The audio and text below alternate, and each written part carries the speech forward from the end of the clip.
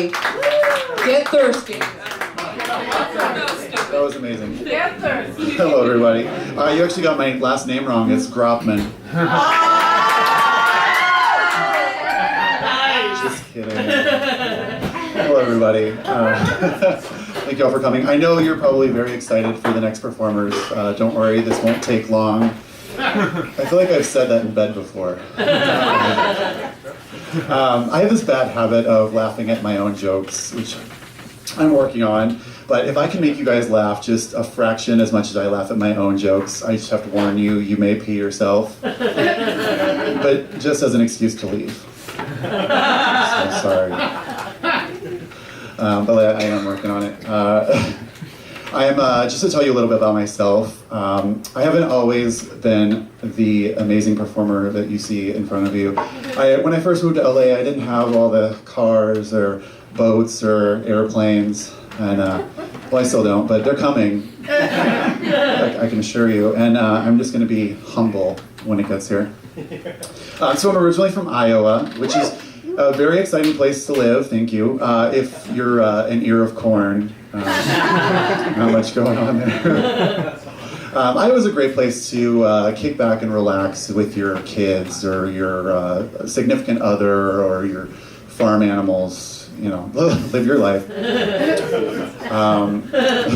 There's not a lot going on there. It's kind of like a mix between Field of Dreams and Children of the Corn. It's interesting. I remember when I lived there, one of the most exciting things that I did was ice fishing. I don't know if you guys have ever done that. But, you know, you can only put your pole in a hole for so long.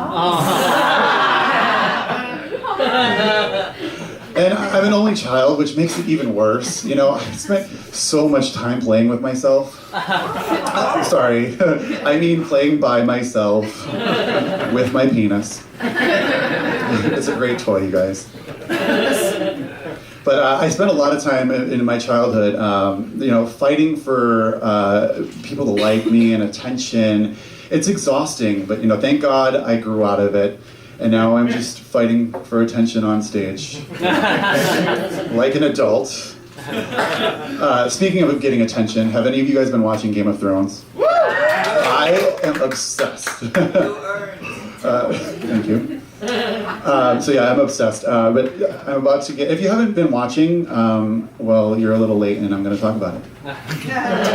I'm about to get kind of Game of Thrones on you for a second, so just bear with me.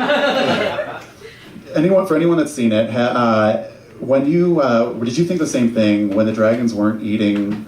Were you like, why? Like, what a bunch of picky-ass dragons. It's like, it immediately reminded me of two sassy gay men, like, complaining about the food at restaurants. It's like, ugh, the bison at the north is so bland.